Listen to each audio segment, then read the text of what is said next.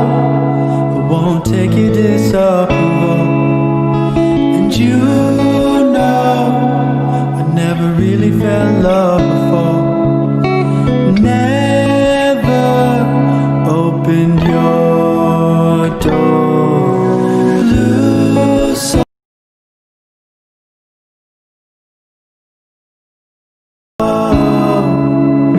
I know we can still love more.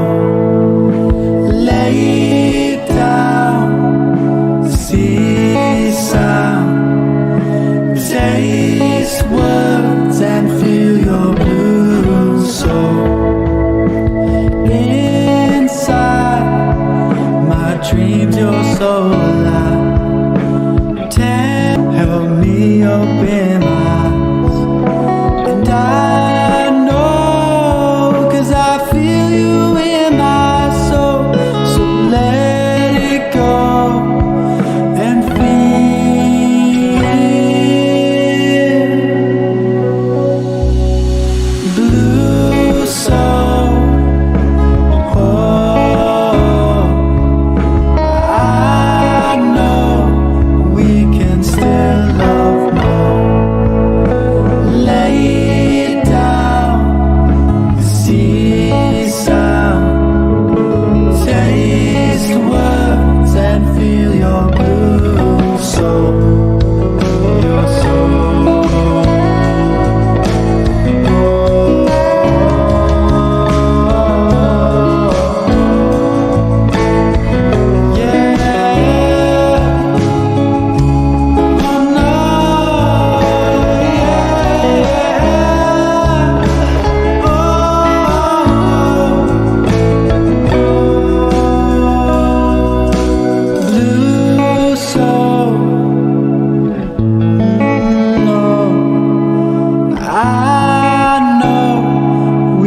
Still love more. Lay down, see sound, taste words and feel your blue soul. Welcome to Indie Creators in the JoyZone. This is Suzanne Toro and Thomas Ardavani. You are listening to us on iHeartRadio. In addition, you can stream us weekly on Spotify, iTunes, SoundCloud, Google Play, Amazon, and a wide variety of players worldwide. Without further ado, let's dive into the JoyZone. Wow, look where you are. Good Yeah. Lord, that's Yeah. beautiful. It really is. It's quite amazing here. Where's here? Welcome. By the way, welcome to the Indie Creators in the JoyZone. You're here with Thomas Ardavani and Suzanne Toro. Hey, wow, where are you? I'm in Gold Hill, Oregon, which is somewhere halfway between Medford and Grants Pass. And Oh, beautiful. big valley that the Rogue River passes through. And Nice. I'm up on the, this would be the northwestern side of the valley. Wow, that looks like a place to find your soul or your spirit and whoever the heck you think that you are in any given moment. That's a beautiful place to rediscover. Suzanne told me so many beautiful things about you. It seems like you're into the heavy-duty human work. You like to get down to the nitty-gritty and help people through their difficult times. You like to help them face their demons and kick some serious butt on those things. So, how did you get into that? Well, when life holds you outside of a moving car and puts your face and grinds it into the proverbial road, when you snap back up out of it, you want to make sure that nobody else is ever forced into that position again, too. It's really just, I think humans have two directions that they can go in when they're wounded or traumatized or when adverse situations happen. And they can either turn off or turn on. And I think that for whatever reason, by whatever set of circumstances, because I certainly didn't do it right all the time, and I certainly made so many errors along the way, and had to really, have that spiritual belief and drive to atone and to find my highest self. And I followed that path. You sound like you sound like an exorcist, a snowplow for demons. I mean, you must have touched a couple of those demons within yourself at some point, yeah, in order to realize how important, vital your realization was, and being able to see that in others and be able to help them through that. I mean, what a gift. We don't. As collectively, as a culture, we don't really understand the identity and role of the shadow in our psyches and in our day-to-day interactions, and then the collective shadow and all of that. A number of years ago, we talked about that whole big 2012 thing, that was going on, and it was all supposed to be some kind of great shift. Tangible proof to that, what it has been a change of epoch. Could you clarify that for our listening audience in terms of what you're talking about? 2012. What was the defining aspect? I want to preface it by saying that I don't necessarily give credence to the theory, but there was a great number of a body of theories that said that crossing 2012 would put Earth and the human population into a new era, a new epoch. All right. Some people interpreted it as kind of mundanely as crossing the galactic equator, which is something we did between the late 90s and 2010. A galactic equator. Come on, explain. The Milky Way, when you look up the sky and there's a big dense band of stars that goes over the sky, that's the galactic equator. That's beautiful. Of the Milky Way galaxy. Now, the Earth is kind of way out here on the ass end. And, we kind of go around like this in this big elliptical orbit. So every 2,500 years, I believe, we cross the galactic plane. Right. And go from the top of the galactic plane to the underside of it, as if the moon were to go around the Earth's equator, right? That sounds a little short. It's probably like 25,000 or 250,000 or something. Yeah, I mean, I'm probably missing a zero in there somewhere. It's a big one. Well, that's cool. So how does that pertain to what's happening here? Well, there was a widespread belief that the Mayan civilization was able to chart these cycles, and that they had a calendar that marked each of the different eras within each of the concentric circles, and that the legend was that the calendar ended on December 21st, 2012. Okay. So in the run-up to that, there was a lot of belief that this was going to be some kind of apocalypse. But in the New Age side, there was a belief that there was going to be some kind of, what would you call it, Suzanne? An ascension, a transformation, like some kind of new activation where I think awareness, a level of awareness. And I think that I definitely think that was anchored with our consciousness, because a lot of people came into understanding in 2012. I would say 2008 to 2012, and now we're seeing another body of people kind of like shouting back and coming into their awareness now at 2020, which is interesting because a lot of people are just like a little angry, and the people that have been kind of in the quote unquote no for a while are like, I don't know why you're so mad. This is all old information. To get back to the original question, so at that time, one of the ways that this was also referred to was as the age of revelation, and that everything was going to become transparent and everything was going to become visible. And I think that when we look at Me Too and white nationalism and the police and BLM and all of that, I think we see that things have become revealed. Right. People, places, and things that previously hid in the shadows are now out in light. And that causes both a individual and a kind of sociological phenomenon where the shadow is not in its proper place. The issues that people have are repressed too deeply. And that comes out and is externalized in a lot of really self-destructive and counterproductive behaviors. Substance abuse, verbal and emotional abuse, greed, acquisition, materialism, sociopathy, lack of empathy, the treatment of migrants, the treatment of homeless, the treatment of, poor people. I mean, all of it is a part of an expression of our collective shadow that right now is way out of whack. And it was explained to me many years ago by some elders who would be very old now, but they were like, in their 70s, I think, around the time. And they were these old New Agers, and they said that, like, what's happening is a kind of a purification, where those people who choose to take the higher path and try to work through the shadow, integrate it, and become their higher selves, are here to essentially help shepherd these lost masses that are right now entering this terrible darkness. Around, look at what's happening. People are panicking. People are falling into deep substance abuse, deep depression. They're isolated. They're afraid. They're broke. The ground under their feet is shifting constantly.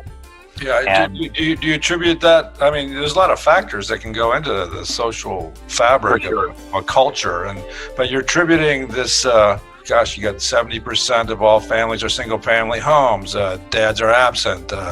Kids are how to manage suffering and how to work through things. And it seems like we have an entitled young population coming up that feels they can loot and burn every time something goes wrong in the world. So you have, and now working with that, where it takes decades for a culture to eliminate nuclear family, which I guess could be also a root of a lot of this evil. How are you tying in these cosmic phenomenons with all of this cultural shift? I'm actually not. I prefer to be. I'm saying it in the terms of, like, from a meta perspective, like, there is some very large, like, shift going on, and you can break it down into something as simple as sociological cycles, like they write about in The Fourth Turning. We're right on that 80-year cycle where learning. See, I'm the dumb guy. Suzanne already knows all this stuff. So I figure if you can boil it down to something I understand, I can generally understand that maybe my general audience will understand too, because I'm just hoping there's a couple of more dumb people out there that don't get it like me. So you're helping me, like, grasp the vastness of you guys' knowledge, because you guys are very vast and you speak in cosmic terms, and it's interesting for us mere earthlings to try to grapple with the magnitude of what it is that you're saying and how that actually pertains to me going out, getting a job, me trying to stay in a relationship, me trying to, like, deal with my own immortality, you know what I'm saying? So you guys are, like, on another level. But what's cool is occasionally we can get you down to earth, and then all the rest of us can begin to take the ride with you. I think Charles and I are definitely two-legged. You might be a little gimpy right now, but we're both two-legged. So that's a little bit of insight with me. I mean, you got to be a little patient with me. The Fourth Turning, and I want to preface this by saying this book has gotten a really bad rap. And the only reason it's got a bad rap is because in the beginning of the Trump presidency, Steve Bannon referenced it a lot, both during the campaign and then early on in the Trump administration. Mm-hmm. But Bannon, for all of his faults or whatever, he's not an idiot, and he can read. And so the book is about two sociologists, Neil Strauss and William Howe, I believe, Strauss and Howe. They looked at 500 years of Anglo-American history, okay? And they were able to parse out a regularly occurring 80-year cycle, right? And this 80-year cycle was the rise and fall of, various societies, okay? That happens in these 4 generations of 20 years, 20 years, 20 years, and 20 years. And so they point out that every 80 years there's been a major calamity that has been a paradigm shifter. So a major war, a major depression are usually what happens. But then there's also, civil unrest, and, now there's ecological issues, and, That's interesting. That 80 years is a magical number. There's certain metaphysical circles. There's they say that 80 years is one breath of the earth. One breath. Yeah. Well, that would make a lot of sense in context to what these two gentlemen are arguing. And along with that, then they take it a step further and they look at all of the different archetypes that each generation forms. So they break, they look at the silent generation, the greatest generation, silent generation, and then the baby boomers, and then Gen X, and then millennials. And at this point, Gen Z wasn't really being counted because the book came out almost 10 years ago. They'll be lucky to never be counted. They were still kids. They were still kids at this time. But then they break you archetypally into 4 different archetype: prophet, king, nomad, and artist. And so depending on which generation you were born in, you have one of these archetypes. Suzanne, you won't be surprised to know that my archetype was nomad.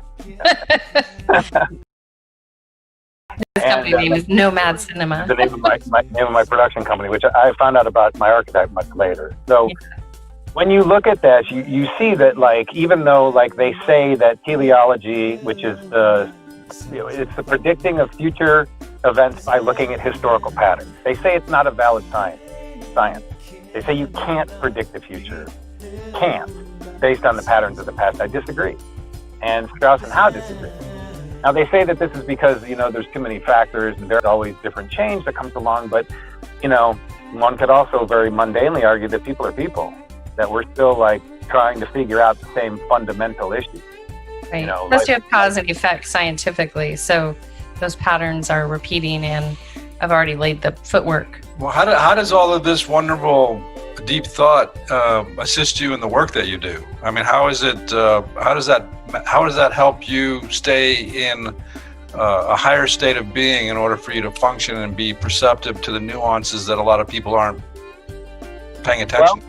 Well, I think that, part of it I would like to say is some form of, like, gift or intuition that I had that gave me aptitude in order to learn quickly and learn deeply. Gift or see, I'm a dumb guy. Gift or intuition. He's Dr. Seuss.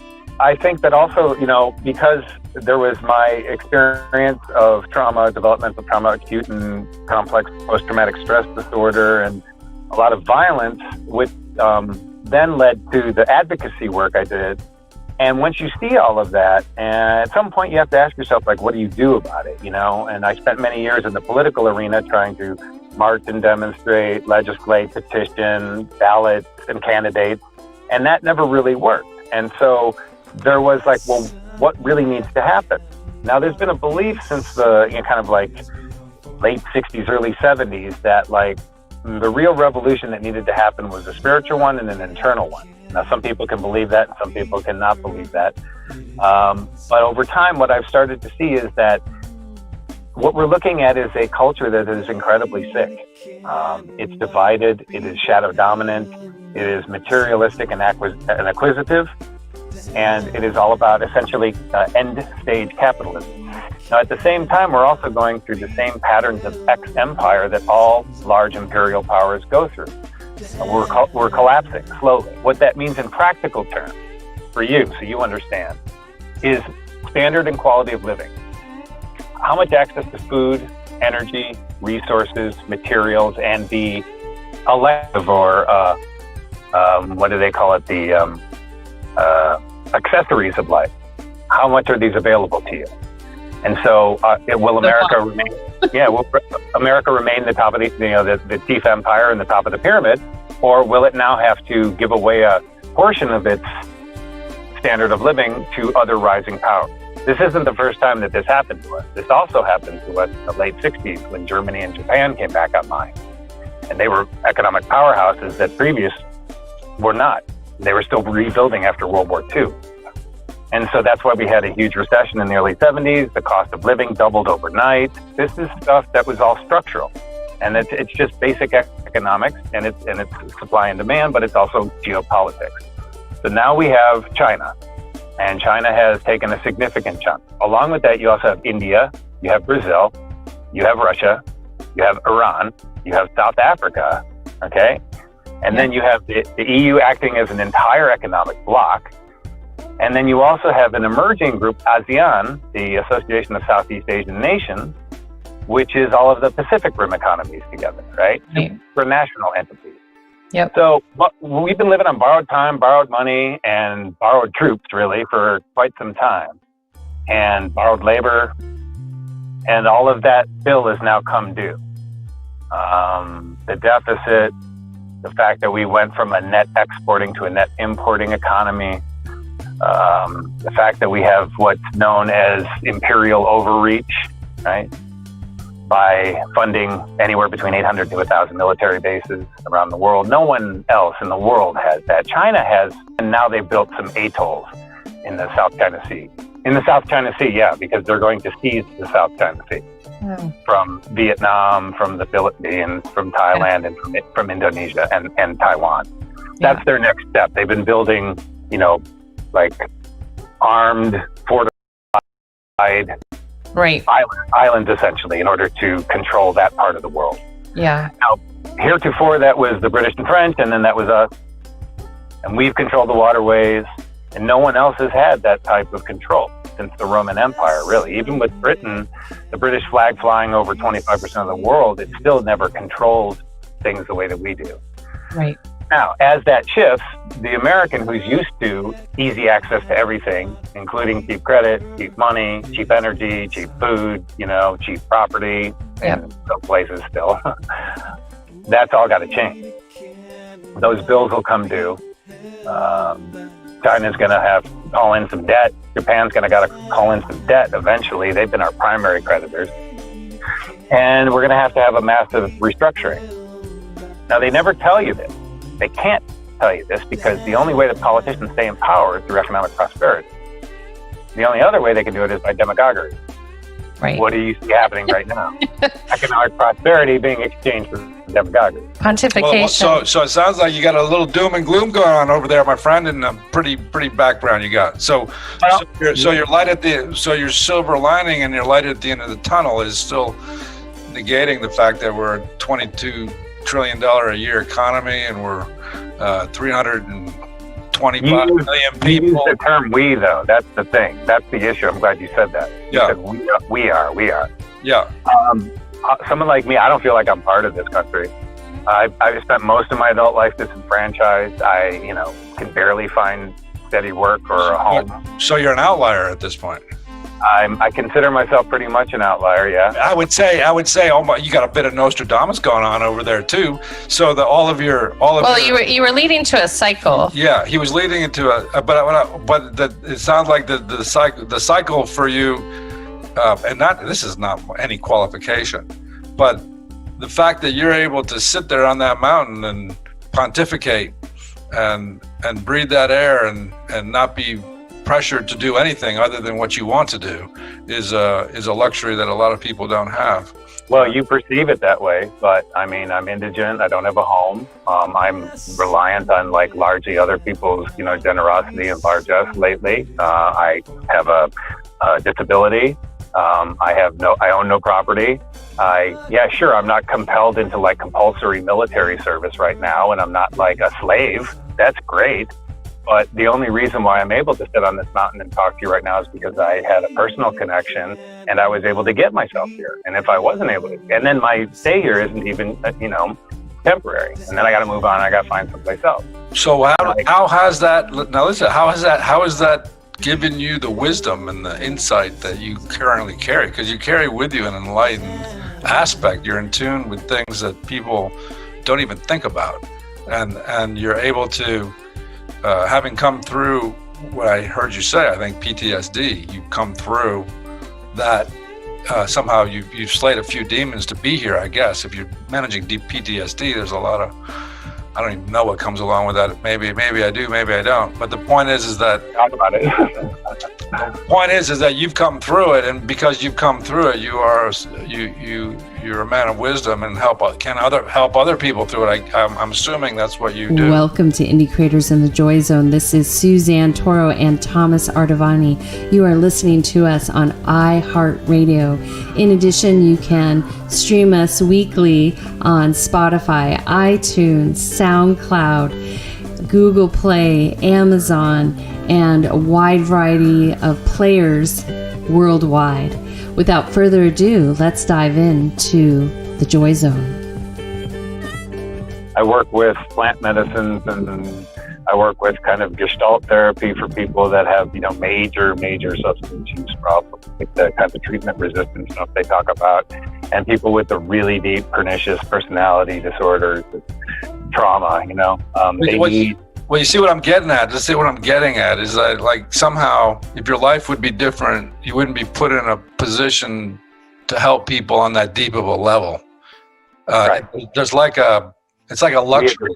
It's like a luxury to avoid suffering, but those of us that don't have an easy day to day, and not saying slave labor, easy day to day, but we're forced to confront our own obstacles. And through that, we become insightful. And through that discomfort, we sort of can accept that as part of the equation, and therefore have the insight into help somebody through their difficulty. And I think that's, life is said to be bittersweet at its best. In other words, there's always like something else pulling that we might feel is limiting our potential, but yet without that sharpening of our character, we wouldn't be able to see into the things we see into. So, Charles, from the macro, because you shared a beautiful macro that most people don't really grasp. We have people at large. We have a worldwide audience, so we have people all over the world going through their own. I thought we were just going to be in the birth canal, but we're still in gestation through this process, turning left. So everyone's managing where they're at. If you can bring it to the microcosm, so that big macro level, we're paying our karmic debt. And rather than complete the 80-year cycles that we keep going through, how do you foresee, wise sage, that we can liberate ourselves and set the record straight for once? Because it's kind of tiring, keep doing the same dance over and over. What is the answer to our sloth and our gluttonous behaviors over the last 150 years? I mean, I wouldn't presume to know, but I will say this, and it's good that you have an international audience, because the first thing I want to say is in reference to like what I believe, if I may, make the mistake of assuming what you were saying about sitting on this mountain and being free to pontificate. What I felt that was a statement of like America, free, land of the free, home of the brave type shit. Yes, sir. Yes, sir. But I have traveled this world extensively, and the United States is decidedly in the lower middle when it comes to freedom of all sorts. The only freedom that there is here is if you are rich, you have the right to spend and own as much as you want, as long as you're willing to give huge chunks of it to the government. Yeah, I think the United States was designed for people that have at least $11 million.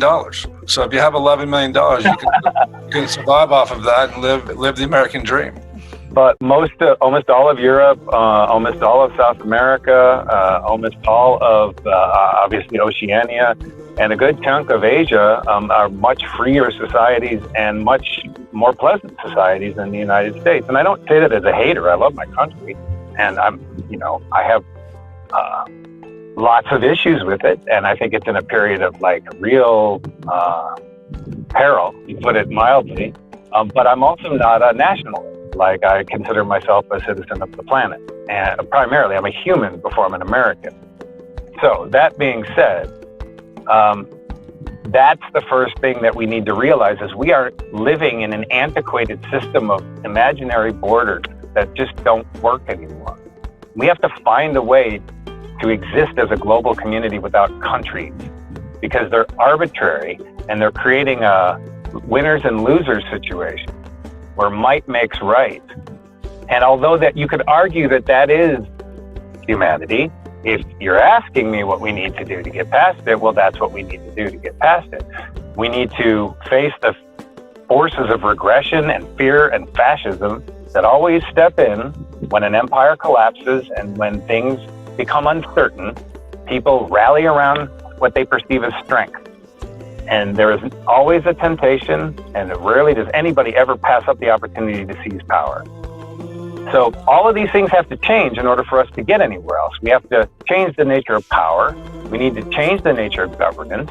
We need to change the nature of perception with each other. We need to stop perceiving ourselves in terms of black, white, red, yellow, because we are 99.9% genetically identical to each other, and we are all pink on the inside. And my melanin content shouldn't have anything to do with how I'm treated socially, right? Race is a 19th century construct in order to justify white supremacy, and it was born out of a perversion of Charles Darwin's book, because he never once said anything like survival of the fittest. What he said was natural selection, adaptation. So if I grow up on the equator, I'm going to be black. If I grow up on the Arctic Circle, I'm going to be white. And it doesn't make one any more better than the other.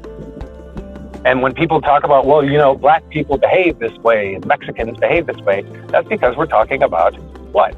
Culture. Right. We have many, many, many cultures in this planet that have religions and beliefs and mythologies.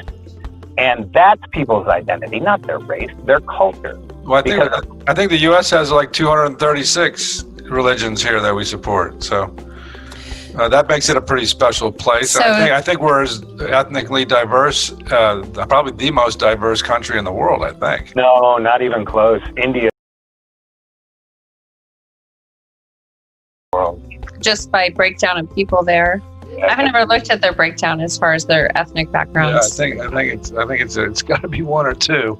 So in terms the United States is not nearly as multicultural as you perceive it to be. It's almost 65% white. It's about 12 to 15% African American. It's like well, also, we're speaking from LA, so you get a different perception if we were in Iowa. Where I am, this is Oregon, white and white. Yeah, and so it's all relative. White. And then there's some white over here.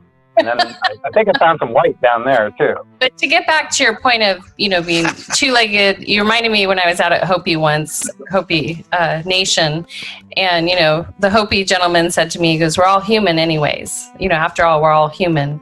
And so if we get back to our humanity, and then you're saying get rid of borders, if we think about, from just a permaculture standards, like if we make our communities sustainable, that they, I talked to my friend in Singapore and they ship everything in. I'm like, that's a bad mistake. What are you doing? You guys could set up your own grow houses. You could have your own sustainable energy. They even fly in their water. As long as capitalism, particularly the type that we have right now, which is referred to specifically as end stage, where they're essentially they have to find new markets to create new wealth. So they have derivatives, right. Derivative market and stuff like that, which are they're ephemeral. They're not real, right? Right. So until we change our value system, none of that matters. It's just rearranging chairs on the Titanic. And I don't say that to be fatalistic. It isn't gloom and doom. It's just that humans are very averse to radical change of any sort. Humans right. change very slowly, and we need structural reorganization of everything from our supply chain. Yeah. Because we are wedded to a global system that was invented in the postmodern era, in the post-war era. It is very similar to the global economy that existed during the fin de siècle, the turn of the century. And that economy and those issues led to the First World War. And what we are in right now is almost an identical template. And it's about world powers restructuring. It's about a global economy that's overstretched. And it's about all of the structural issues, migration, homelessness, the drug economy. So what's your plan? What's your strategic plan? I mean, the plan is that we first have to realize what the hell is going on here. And as long as we are willing to take reductionist demagoguery from the politicians, then we're not going to really understand what's happening. Now, I don't know how to solve the problem because it requires people to do this thing called reading. And they don't really do that anymore. Okay? And I don't really know what to do about it. I really don't know. Well, they do have audiobooks. We could plug audio to audible.com. But, you can argue, and I do argue often, that this was intentional and this was a coordinated policy to essentially dumb down our public over a generation or two. I mean, my parents' generation, the baby boomers, which I think you guys are members of, if I maybe correct, but you might Gen Xers with me, but yeah. But they were incredibly intelligent, and their science and math education was exemplary, and they could do this thing called arithmetic, where they added stuff up and multiplied it and stuff, and then they did this thing called spelling, where they put letters together in the right order and it formed a word. That's what they used to teach, and we don't teach any of that. We don't teach history. We don't give people any connection to the past, and we have systematically eliminated anything that we consider insurrectionary, controversial, or otherwise unresolved. History is truly told by the winners, and we have not been honest about our own history. Right. Well, it's always an aspect or a perspective of history, right? Like you said, that it's written by the winners because they're alive, for one. Yeah. But what we have now are more than anything else, we have like propaganda and the sins of omission, because what we have accepted as world history is really just Western European history. Like the Indians, the Easterns, the Africans, they have an entirely different history. Right. And it's not about white people discovering the world and being the first to do everything. They're just the first assholes to show up and start taking everything, right? Yeah. Well, and that could have happened many times over, because Many times over. only yeah. have short of altered history. Well, I love the counter. You put a lot of thought into what's wrong. It's the other side of that coin that from your perspective is really where the solution lay, because it's easy to run around and point at people's, whether you're talking about people or whether you're talking about countries or you're talking about cultures. You can run around and dig around and find all the things wrong with it. I think the next level would be to flip that coin and say, okay, well, that's bad, but what is it that we as humans can do as humans, and how do we make ourselves better, and then apply that model and that pathway to our countries and our local municipalities and our states and our countries. How does a human get better? Humans follow other humans. We teach each other. Like, you have to teach a man to go and take another life like a soldier. You have to train them to kill, because it's not in our nature. We will defend ourselves like any other animal, and we can kill to protect our lives if it's threatened. But to go and systematically take life, for example, needs to be conditioned. By the same token, we can also be conditioned for compassion. In the same way, we can be trained to be peace and love soldiers instead of killers. We just don't put our focus on that, because what we value is what you have, how much you're worth, and how much power you have over others. Okay, well, you're we have to change that. I'm with you, but you're viewing those things as an obstruction and as a problem. So as a human, we're not focusing on that in order to get better. We have to put our attention somewhere else. And you mentioned it. I think you're just splitting hairs by saying that, because you have to disabuse yourself of a behavior. And like, okay, you can't get over your illness until it's been diagnosed. And the diagnosis process is sitting in front of the doctor and being told, okay, here's what you got, and here's what you isn't diagnosed yet. So we need to be diagnosed for our problem first, so that we accept collectively, yes, this is our problem. We don't accept that yet. Well, I think theologically we've been told over and over, and that's 7 deadly sins. And the Native Americans have told us over and over, which would be the largest one, which is greed, and probably being a sloth. Because if you go out on a farm country, we're an agricultural planet, plain and simple. And so there's many beautiful places to grow food all around the world. All we need is food, water, shelter. I mean, if, we could just build a nice little teepee where you are with the trees and the branches and shrubs. So, Well, let me use that as an example, though. This is a perfect example. And I say this cautiously, but like, the issue here is that have fun. We'll open the doors, baby. No caution to the wind, baby. Yes, you say that, well, hey, look at that beautiful land. We could put a teepee here and blah, blah, blah, except that this land is owned by a person. And that one person doesn't want to share and doesn't want to give it to the community and doesn't want to do that.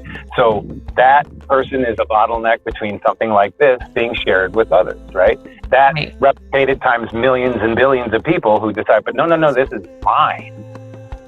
So as long as we're fighting over who's got what, and we're not, and I'm not saying we need to all go communist, man, but like, we need to start thinking collectively in some ways. We need to start thank God acting collectively in some ways. We need to start pooling, reapportioning, and redistributing resources. And I'm not talking about wealth, man. I'm not a socialist. I'm talking about resources. Right. So resources come in all shape and sizes. And, the indigenous culture and the Native Americans have taught us all that, we are caretakers of the land. And that's one thing they had to offer all of us if we were willing to listen. They've systematically, globally obliterated, as you know, almost all indigenous cultures on this planet. There's very few tribes left. What they can do is quite magical. And this new era we're entering will require people to know those skills, because it's pretty amazing. What skills are you referencing that they need to know? The communion with the planet, the ability to grow without like a water line, the ability to commune with the ecosystem, to create acres and acres of crops of food without any reliance on the big man. Well, this is what's cool, is that the problems are clear, and you're stating the problems, and the backstop is, okay, everybody's not going to get on the same page. Therefore, nothing's going to happen. And I think that might be a defeatist perspective. And given the wealth of knowledge that I know the three of us have together, wow, that could probably solve the problems of the world if we really want to get egocentric about that. But if we look at what makes a person healthy, and you're talking about, okay, we're sick. So if we're terminally sick, this will never get better, and we can kiss our butts goodbye and just on the fight that's in front of us. Or if you take the microcosm of how an individual becomes healthy from being sick and how they need to perceive the world, then I think you're also setting up for a macrocosm in terms of how local municipalities, states, and governments need to go about their business in order to get healthy as well. Right. So what happens when you get sick? Well, the first thing is that you go see the people who have the knowledge of healing, and you ask them what you need to do. And then usually what do? They take a break. They take rest. They stop doing what they're doing, and they let whatever the problem is heal. Now, this economic and social system we have, look at what happened with COVID. Is that the people that make the money, they couldn't have us shut down for any period of time because they were losing their billions. They were losing their control. Now, yes, the average person is also losing their subsistence wage, but when it came down to it, the world can, and should take a stop and reorganize itself. Even from the most pedantic, we have the ability in this country, if we want to think in nationalism. Welcome to Indie Creators in the Joy Zone. This is Suzanne Toro and Thomas Artavani. You are listening to us on iHeartRadio. In addition, you can stream us weekly on Spotify, iTunes, SoundCloud, Google Play, Amazon, and a wide variety of players worldwide. Without further ado, let's dive into the Joy Zone. You see, so long as I see my neighbor across the way as a Trump supporter and ergo not worthy of my compassion, my fidelity, and my, neighborly love for each other, then what's the point?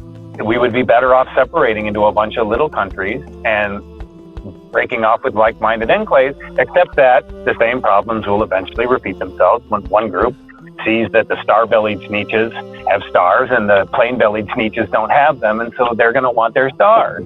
And then once the star-bellied Sneetches get their stars, they're going to realize that they don't want them because they're not Yuki anymore, so they want their stars taken off. Well, like I said, the perspective that you're giving me is sort of a karmic spinning circle. In other words, there you go. Now you're getting to what I'm really getting at, which is that you're trying to solve a problem that I'm going to argue isn't solvable, that it's our destiny. We are not long for this world in the current form that we inhabit it. Well, that's samsara. And so again, Hopi talks about this prophecy. If they have a rock out there, you can go. Last guest we talked about, but it's a time of separation, and I've been talking to one of the leaders I am close to, and I keep asking him, I'm like, are you sensing this? But the separation is occurring, and we don't know on a quantum level like where our attention is. Like we've been conditioned as of late in mindfulness to be in the present moment, to be in the now. But as our collective consciousness shifts, who's to say, because everyone writes it as Armageddon, that we don't snap through like a DMT experience all of a sudden into another place of observation, and those that are conscious and aware move into that dimension, and those that want to continue chasing their tail stay right here. Like my dog right next to me who's chasing her tail right now. Yeah, I agree too, but I think like in practical anthropological terms as well, I would argue a theory, and I think there's some basis for this, that what we're seeing is a kind of a bifurcation of evolution as far as the humans. I call it Homo narcissus and Homo empathic. Interesting. I think that we're becoming one. It's like a great book. That's a great book there, buddy. There's a very smaller group of us that are becoming, and I like to identify with that because I believe that that's the path I've been on, because I haven't becoming more hardened by this world. I'm becoming softer by this world. Right. I've become more loving, more compassionate, more open, and stronger, able to withstand, for lack of a better term, I hate using like these, questionable words because I like to ground things tangible. Electromagnetic charges on whatever it is, sensitivity or whatever it is, like, and then there's Homo narcissus, which is essentially losing their capacity for empathy. And that has been a proven historical pattern that oftentimes during really, challenging phases or eras of life, humans have had to been reduced to more base survival. Ergo, they're reduced in order to survive, because life wants to trump life. Yep. And so, I'm afraid that Homo narcissus would essentially wipe out Homo empathic, Right. Well, keep in mind, or it'll destroy itself. Even empathetic doesn't mean that the action changes, because it matters on perspective. So you can be empathetic and still put something out of its misery. The individual perspective, we're speaking in broad we speak in broad generalities, and a lot of times you can be empathetic and still kill something, is what I'm trying to say. Well, yeah, but under what circumstances? Exactly. So for every action, there's a unique set of circumstances that every one of us takes. So it's almost impossible to generalize an individual. But when we see our government sort of behaving like a spoiled child, or we see groups of people or cultures sort of shift, and we see where their priorities lay, then we can call them the great infidels, which is what we're referred to through most of the world. We're referred to as the infidel, and if you look at the word infidel, it sort of fits us to a T in a certain respect, especially going down the road that we're going down even more now. We're becoming more and more of an infidel in a respect. But I want to stay on this with you two, because you two are probably, I know this one's about as smart as I've ever met in my life.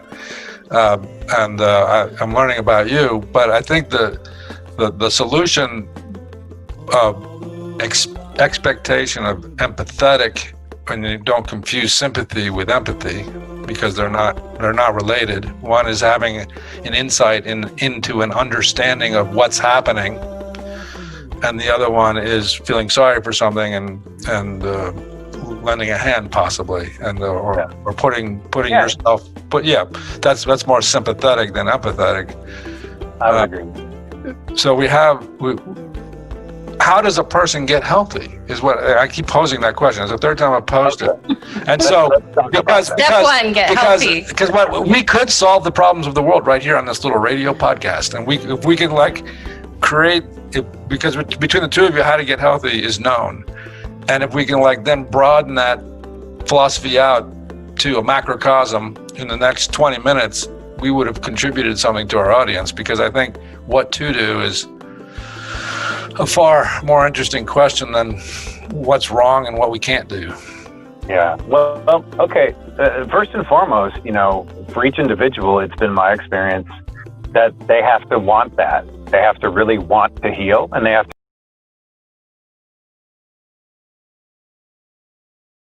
or whatever damage, whatever they want to call it. But they have to recognize it, and then they have to engage in the work. And there is no healing without work. Now, see, this is where I must concede to the powers of cynicism in the sense that this is not something that most people can do. It requires a tremendous amount of self-direction, of discipline, of self-reflection, the ability to take harsh patterns, suss them out, identify them, ultimately integrate them and love them. Now that's a big order for people to do.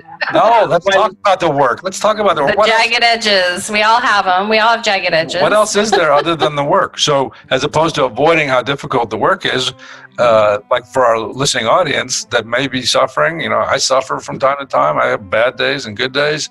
How can we do this work? So you're making it sound like if you work with somebody, then somebody's dictating and somebody takes you over. No, not necessarily. So I think we have shifting teachers that show up at various points throughout our life, depending on what it is that we put out, what it is that we ultimately are calling in or asking for. And I believe that one will be presented with multiple opportunities in order to engage with that problem, in order to, you know, clear a cycle, end a cycle, otherwise gain some greater awareness, or resolve and heal and move on. Beautiful. But if you don't get it when it's presented to you, you're going to keep getting it, keep repeating it. Keep chasing your tail. I love it. Yeah. Okay. It's our responsibility to recognize the opportunities. Excuse me, I talk over you. But No, we're talking over each other. You got to fight because there's a delay, so you got to keep fighting. Recognize the opportunities once they're presented to you, and then most of them. Now, most of us, most of the time, are too caught up in our shit and our patterns. We're looking down instead of looking up at what's coming towards us. So when the cycle, the opportunity to change finally gets there, we're surprised by it. Oh, fuck, where'd you come from? Gee. If we were looking for that, then we would see clearly once the opportunities start coming. And then your intuition starts to kick in and you start to feel things change. Oh, there's going to be a shift here. I see these people moving out. I see these people moving in. I see this coming. I see this going. I feel this. I sense it. I hear this. I see this. You know, the more you wake up and the more you kind of... Oh, I love that word, wake up. What is that? Yeah, how did you just use that word? You know, I mean, in every way that you can imagine, in the sense that, like, you know, the world right now is in a trance. It's in a spell. You know, I think the rioters in Portland are shouting that in the middle of the night in neighborhoods. Yet it's an interesting dichotomy when we use the word wake up, because it's kind of like if I run into either one of your ears and shout that, you're probably might hit me or push me back or run away from me. Well, usually life gives you that call. I think you either run into a wall, you get a car accident, or somebody dies, or you get close. It has to come from within. So let's say this. Let's say we got somebody on the line that's ready, that realizes, whoa, this paradigm, this karmic spinning circle, this trance that I've been in has been a trance. How do I break free of that? Mm-hmm. Yeah, I mean, they need to ask that question. But, you know, part of it is that right now, with the conditions that we have, access to healing is a privilege. And more importantly, and I really got to make a point of this, the time to heal is a luxury that most people do not have these days. And so, especially with grieving, we lose people in our family, we lose our spouses, we lose our children, we are expected at work the next day, you know, or the next week, whatever it is, but we're expected back as soon as we're better. Right. But who's ever better? I lost my sister 7 years ago. I'll never be the same. That wound will always be there one way or the other. It irrevocably and inexorably altered the course of my life and who I am. And, you know, I lost 33 people in 10 years to, you know, violent death or suicide. Wow, sorry, brother. You don't ever, thank you. But, you know, you don't ever like that. How do you get better? Well, I think if you live long enough, you'll lose everybody you ever knew. Yeah. Well, these people all died young and tragically and unexpectedly, except maybe the Bavas, and even they died tragically and unexpectedly. But have you given yourself time? Have you given yourself time to come through that? Because for a lot of people, they don't understand the difference between sadness and grieving. Yeah. Can you discern the difference between the two for our audience? I mean, I can now, yes. Grief is a very specific process. You know, it is about the specific loss of something and the static battle between how long one holds on to the memory, the idea, the expectation, or the need. And grieving is about the process of letting whatever that is go. And loss is incredibly painful for the human animal because it's part of our hardwiring to preserve our species and protect our young. And that's the grieving part, that holding on to our attachment to our significant others in order to survive. You're tracking that back to a sort of instinctual. But we can grieve a home, we can grieve an era, we can grieve a place. You know, if we've lost any of these things, we can go through the same 5 stages of grief as with losing a person or an animal. Okay, that's part of it. Those 5. What are those 5 stages? Shock, anger, denial, bargaining, and acceptance. It's Elizabeth Kubler-Ross's 5 stages. Oh, can you say that again? Shock, anger. How do you define shock? But it's also more like lack of response. Physiological and psychological shutdown, or out of body. Out of body, and then the next one's disassociation. Right. So shock. Then there's anger, which is we're all familiar. On the wave when all the emotions together combine and they come out as rage. Yeah. Right. And then there's denial.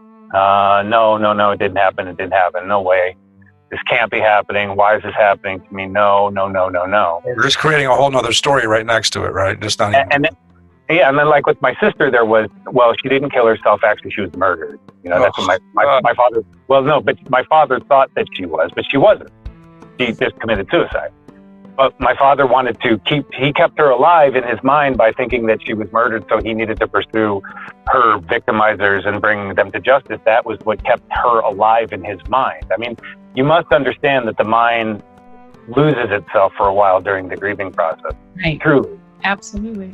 And then bargaining is, okay, listen, I will never, ever fart at the dinner table again if you just let my dog come home. I swear to God, I will clean my room, and you know what I mean? Or like, I swear I will never treat my daughter, harshly again if she just comes back, right?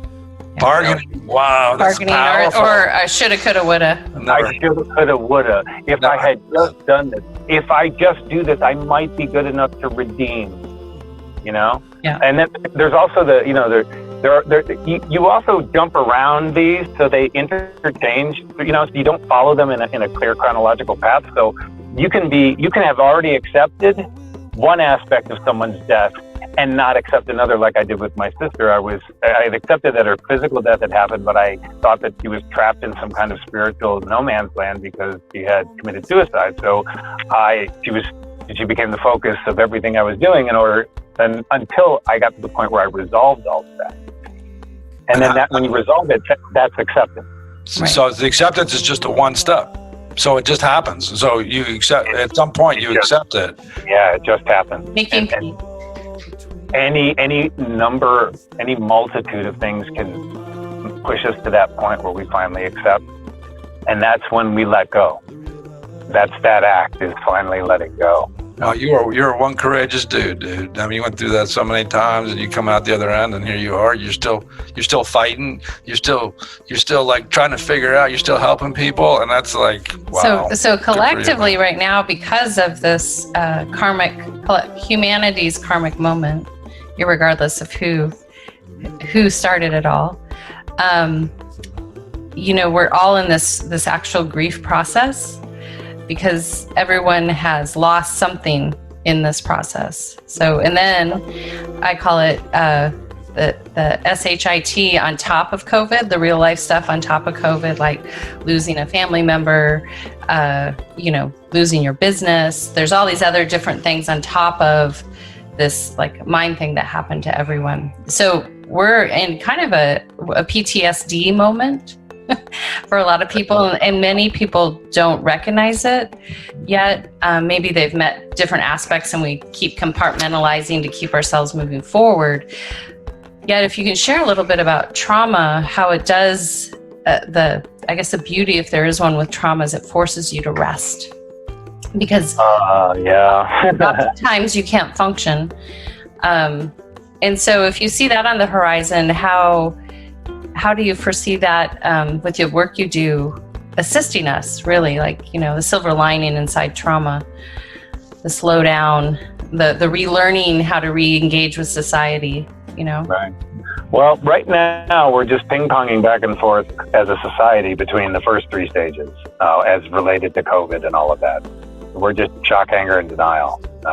We haven't even gotten to the bargaining point yet because there hasn't been, for the public, the amount of people we've lost and the amount of infected still isn't enough for us to collectively start bargaining for our own survival.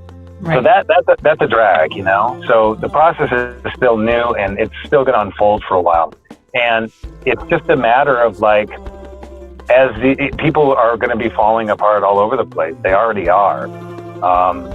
Every day you see some crazy report of a gang fight on an airplane because someone forced their toddler to wear a mask, And these, people, the skyrocketing rates of substance use and mental health issues, the skyrocketing pain of isolation when people are quarantined or locked down, or single people that live alone, or older people that don't get to connect with anybody anymore because they're on various states of lockdown.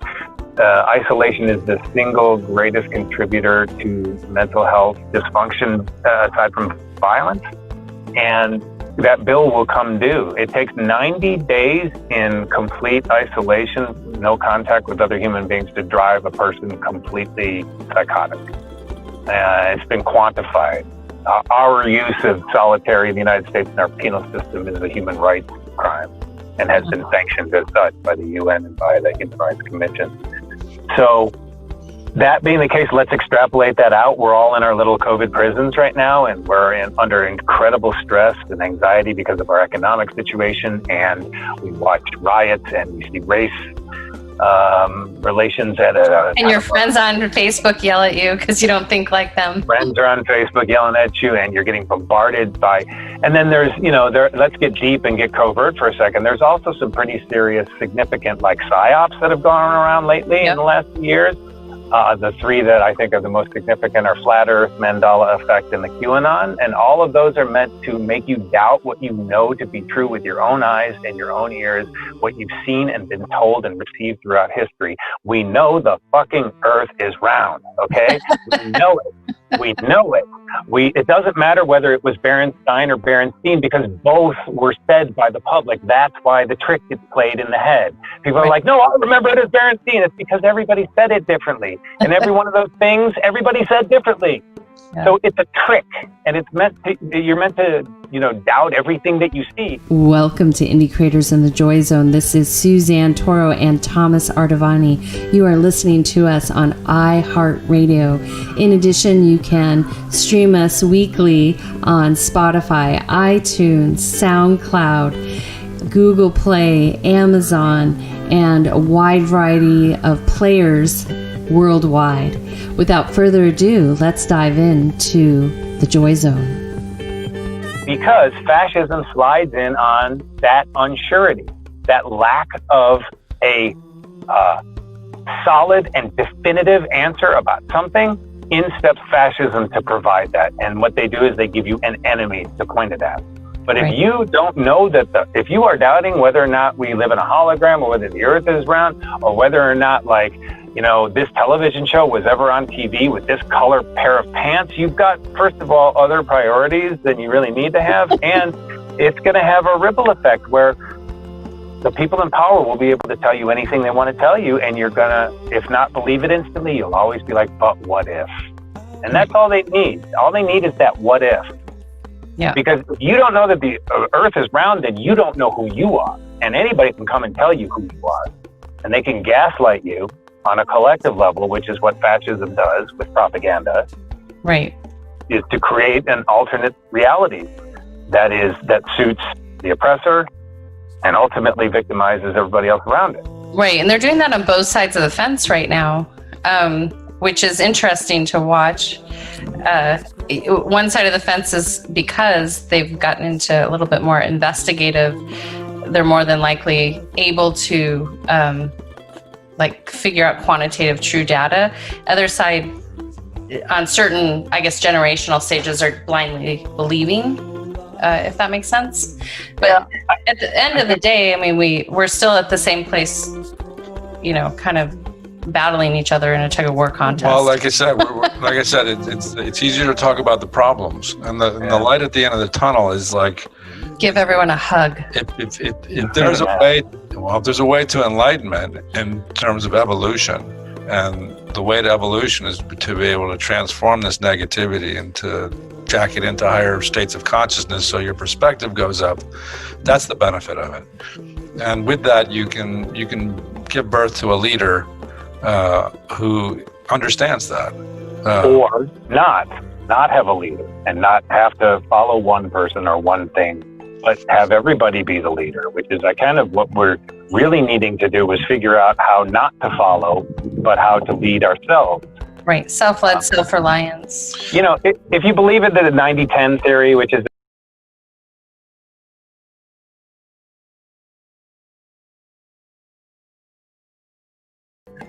and then you also look at the fact that salvation might be in the human, because a person is an eminently rational and reasonable thing, but people are irrational and fearful and follow the herd. But conversely, the problem right now in the United States is that it prized and valued individualism over anything else. And so we have half the country that doesn't really give a shit what happens to the other half, because their freedom to express that is more important than the safety, well-being, and health of other people. And so they'll come up with all kinds of excuses why. It's not real, it's a hoax, it's overblown, it's bullshit, I don't want fascism, the government's out of control. But ultimately all it is just selfish self-interest. And it's because we prize individualism. You don't see that in any of the Asian economies, because they're collectivist. It seems like that. Well, like I said, it's not a matter of whether you want to follow that leader who's created within himself a leadership quality that he uses to navigate the world in an intelligent fashion. If you want to follow that person, then follow them. If you don't want to, then don't follow them. Nobody's saying what you have to do. The point is that the individual... How much choice are we given about that, though? I mean, honestly, how much choice are we given? We have these people foisted on us. I got there's 7.8 billion people on this planet, and I got to choose between two to lead me. I mean, come on, that's a really low pool. Well, I'm not even sure if those people are worth following, because I'm not even sure that they're embodying what I suggested. What I'm suggesting is that for the individual who can transform the negative aspects of things and shoot themselves up into their higher states of consciousness, so their perspective is good, they can see into objective reality, which makes their choices good for them, and if they have a family, maybe their family too. If there's enough people that do that have a perspective of the objective reality, then their choices are going to be better. And that's theoretically. Well, in practice, that's not theory, that's practice. That's what any yogi would tell you. That's an actual yogi, is that through their practice, they kind of have this little smirk on their face, and they're kind of really relaxed. So what those people have in common is that they're relaxed, and they are able to key into higher states of consciousness and higher states of awareness through their practice, which makes them somehow enlightened, as we call it, as we make reference to. And I think there's so much, like you said, suffering, and there's so much confusion. Uncertainty is actually what you were sort of describing, uncertainty being the antithesis to action. Once you make somebody uncertain, then you can get sort of control over them, is what you're trying to say as well. Yeah, absolutely. And if there's a way out, you work on yourself. And so the work that you're talking, I'm assuming the work that you're talking inner about, work. The work gets you to a point where you can have that moment of clarity, so you can realize, hey, a lot of this baggage I'm carrying around with me is just baggage, whether it's CNN baggage or MSNBC or Fox baggage or Trump baggage or BLM baggage or Me Too baggage. I'm carrying that around. Well, I don't need to carry that around. That doesn't really affect my life one way or the other, actually, in this given moment. And in that, we find peace. And then in peace, then hopefully we can share that peace with others, right? Sure. I mean, act as if and be the change, and all of those things are like, all certainly valid, and they do have tangible effects. If you move through this world in a, peaceful and non-confrontational manner, you're likely to inspire that in others, yada, yada, yada, all of that I believe with. But, there's also this growing, understanding that, the longer you live, the more you see, and the deeper you go into this work. I always hated the use of the word when people would say this, but I'm starting to understand it. But like they would always say, oh, but everything is just perfect. And I'd be like, oh, no, it ain't perfect, man. Trust me, it's perfect. But, it is. And what it means to me, what I think ultimately what that means is that somebody told us that we're supposed to be happy and productive and successful and at peace and all of this stuff, but that ain't really what we're designed for. We're designed to be all over the place. And some of us live and some of us die, and some things go right and some things go wrong, and the course of human history is ever alterable, but shit happens. And sometimes people die, sometimes there's wars, sometimes there's change or liberate a culture, but it's all part of our experience. And everything we've done has led us to this moment, and every action has led us to this point. We are collectively acting out this great drama that is our destiny, and who are we to try to alter it? Well, Grand Leela. We have think that we can alter it. Well, this is the. I hate that bell. Give me this big bell. It's a ding. No. Give me this big bell. Right. So, and Charles, this is a tender thing I try to explain to my clients when they come in and complain about their karma that they're in. And we all have karma that comes to us in the present moment, and that's from our past action. Didn't you like what he said, though? I thought it was beautiful. I rung the bell. We got to expand on the bell. I am. Okay. Go. We're talking about the Leela of life. Grand Leela. That's what he's getting at. To get over this hurdle is this one thing that they don't tell society. They don't, because we're an on-demand society. Our technology's on demand, our food's on demand, everything comes now. But one thing they don't tell anyone is that our current circumstances are from way back when. And so, maybe some of that's coming up in the civil unrest, the people that are feeling the reality of their ancestors' slavery, they're realizing like, wow, that sucks. They're finally realizing it. But the reality is in the present moment, we can reconcile that cosmic bank account. And it means oftentimes getting humble, bowing down, not getting so caught up in the drama and saying, okay, what do I have to do to make my way?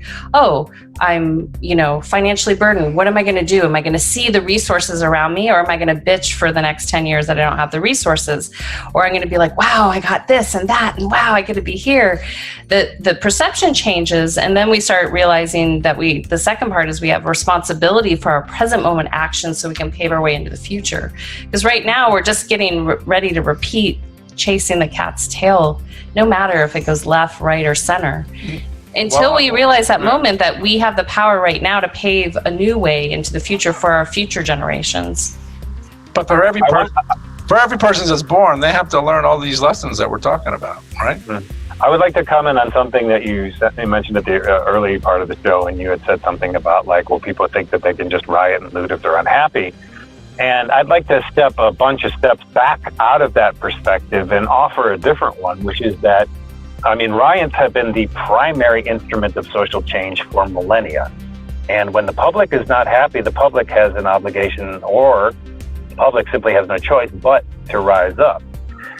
The problems these days, from my perspective and my personal opinion, is where you place value and importance. So the people that are getting all upset because some corporate stores are getting looted have their priorities out of whack, and the people that don't understand that, like in Portland, for example, they're attacking the police department and symbols of authority, they're missing the point, right? From the perspective of the people that loot, the Walmart or the Best Buy or whatever in Chicago, that was an act. That was a deliberate act to try to say, like, we don't give a shit about this. We don't care about your big corporation, and we're going to show you. So if you think that we're just a bunch of poor, insert racial epithet running around, looting just because we don't know better, well, but I would argue that the looting and the rioting is an expression of the change that is happening. If you cannot get any traction through the more polite channels, then what are we So to what's do? interesting with this looting and rioting, Charles, is that it's a double dip. It's a double dip greed. So they're bought and paid for rioters. We went into the riots here. And There so are provocateurs everywhere, yeah. So it's interesting. It's like, oh yeah, it's not even self-motivated rioting. It's like, I get $20 an hour to go steal a bunch of stuff, so I get a bonus on top of it. I mean, you could watch them. They drive in droves. No, I gotta back up here. Yeah. 9 times out of 10, and government documents and research has all borne this out, but 9 times out of 10, those provocateurs are paid by the police for it. Right, of course. Yeah, and their intent, okay, I just wanted to clarify that. Yeah. And their intention is to create violence in order to negatively impact or draw a very bad light on the protesters, and also to, justify more police repression and greater tactics. Right. I was the direct action coordinator of the United States in 2004 and 2005. My job during that campaign season was to organize all of the Green Party's protests around the country and lead them. So I was in the streets at all the major political conventions and all of that. And I had already come out of the globalization protests, the Seattle and the Cancun and the Miami model and all that shit. So by the time we got around to there, it was clear how much infiltration was all around us. On either side of me would be a police infiltrator that would be the first punch, the first scream, kill the police or what have you. Yeah. Now, I know that I can be dismissed by a good chunk of people as not being objective just by mere virtue of my affiliation with those groups, but I'm telling you, it's all there. Yeah, and now it's been documented now that we have these little devices everywhere. Well, it's not. The tactic is an old one, and it's being used by both sides for sure. But it's not. It's certainly not clear exactly. It's the uncertainty and the unclarity of who's doing what, and one person starts in, and it's easy to bring in other people and just create a big melee, which is why I think people have a hard time reporting accurately on what the hell's going on, because nobody even knows what the hell is going on. But look at underneath it is that's exactly an expression of how nobody themselves in life has any idea what's going on right now. That rioting is an outward expression of fucking fear and like anxiety and rage at what they see as incompetence towards their very lives. And I'm not just talking about BLM, man. I'm talking about everybody, because the riots are everybody. They're multiracial, multi-economic, because everybody's getting screwed right now. Right.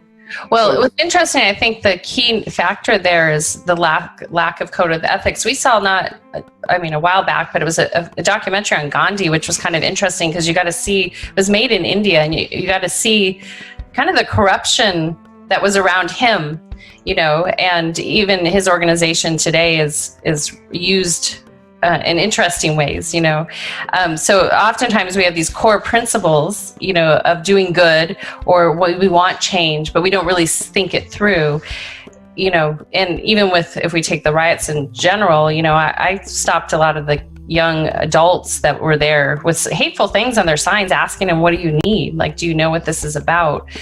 But it comes, we bring it back to the person, the individual, and restoring trust that if Suzanne makes change, I'm going to restore my inner code of ethics, my footing on the earth.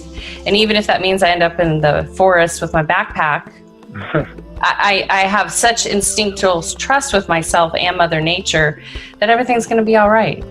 But for a lot of people, because of the other materium that they're attached to, they may not have that confidence. So that makes them avoid really getting to that base place. Well, like, hey, am I going to be all right just with me and my backpack and the forest? I love where this has gone. I mean, this I is don't know if it went anywhere other than we have to heal. I think there's a lot. There's a lot in there. There's a lot. I mean, the man gave us all we really need to take away from it. Yeah. Well, the man gave us a lesson on grief and the progression through grief. I mean, I'm better for that. I didn't even think about that in those stages at all. And the moment you were talking about those things, it became very clear to me that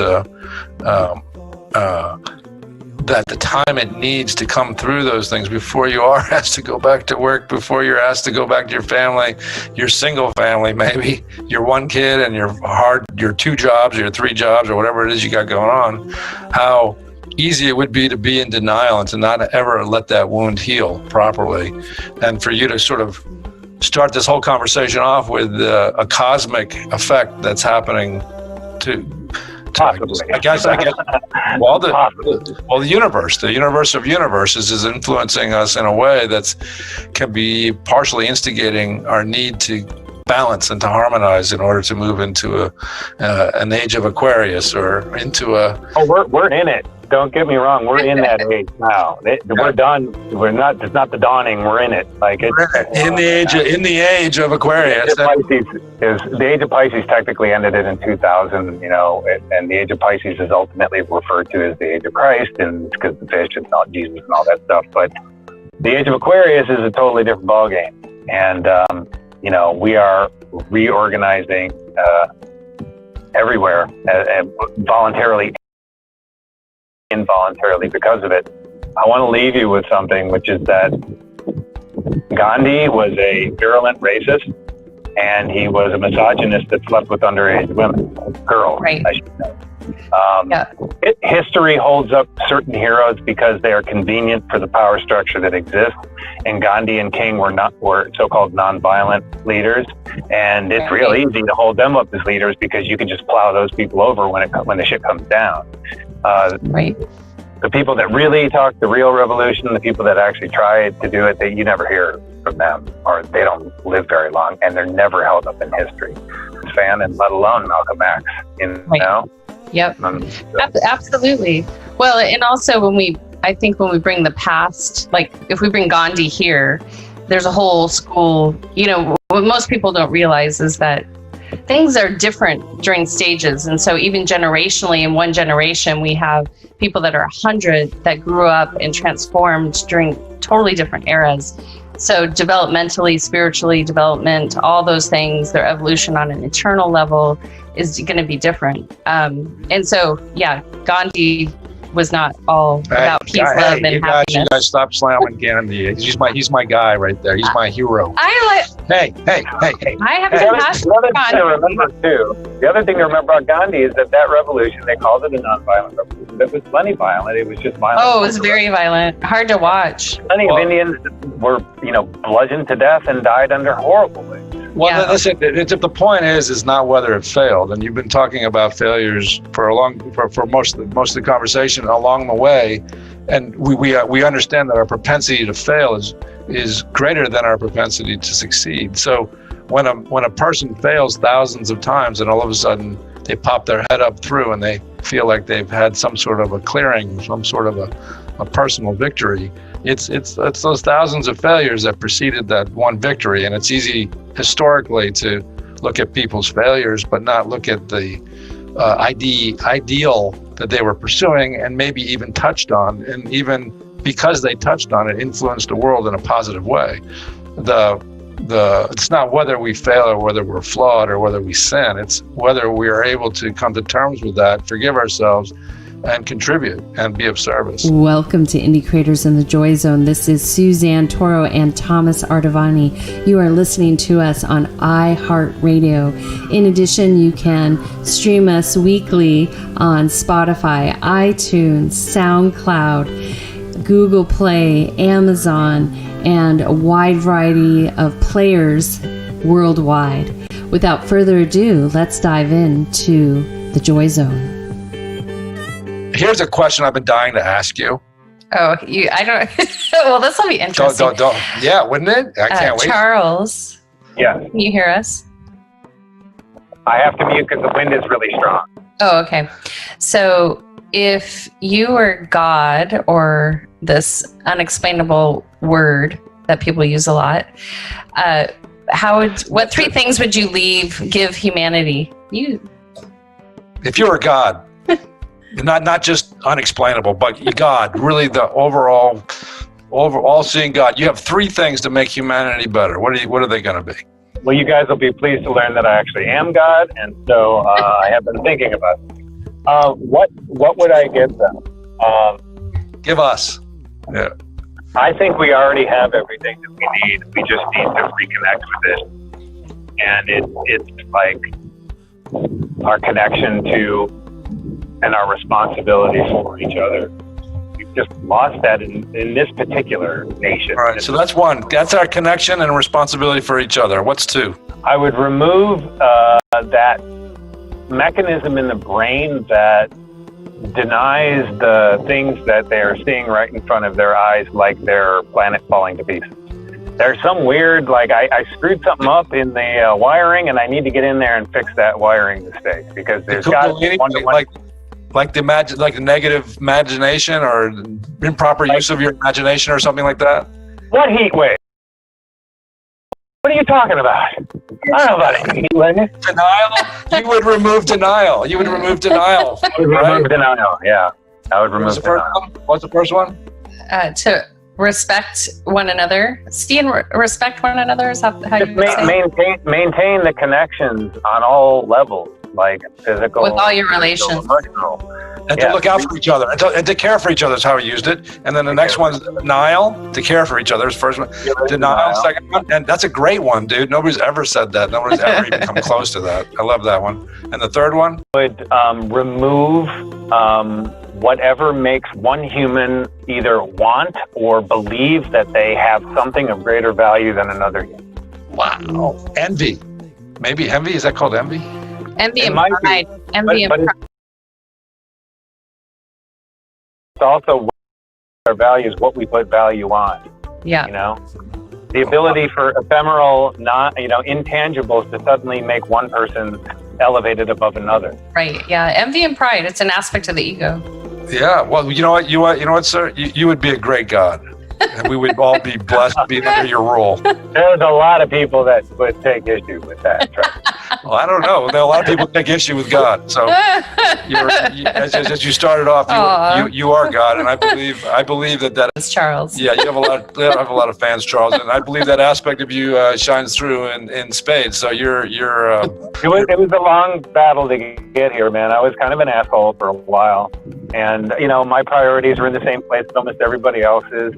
Self-glorification, my career, my accomplishments, my name in lights, my name. And over time, I developed these, because I was, wounded and unresolved. So I also developed these characters in order to push through my agendas. And, I did a lot of things that I'm really ashamed of and, things I regret that I had to go through a whole process over. One of those things was not really recognizing and being grateful for all of the wonderful things that I did have. Like, I lived in a world where I had all of these professional accomplishments and all this attention and what have you, and it was never good enough. And in that moment, if you ask me what it is that changed me or what it is that we need to do, it's, recognize and admit in that moment, like, what the is wrong with me? Well, how can I be so unhappy? And then let's look at that. And I looked at it. And I realized that all the things that they told me that I needed to be happy, I got. And they didn't make me happy. I got them. And they didn't make me happy, Yeah. Well, the yogi Swami Chitananda, somebody asked him, well, what does it take to be happy? And he said, well, be happy. That's about as simple as it gets, right? Doctor, it hurts when I do this. Well, don't do that.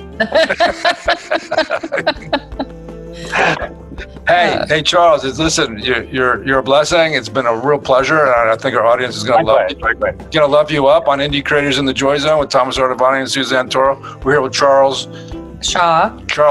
Yeah. And filmmaker, author, PTSD. Guy, healer, mountain man, up in the mountains of Oregon, just chilling like a villain.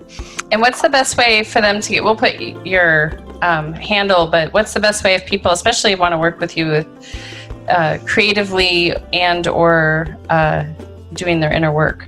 Well, I mean, Instagram is the only social media platform I really use anymore, and what is it? Instagram. Instagram. It's at Nomad Creative Consulting.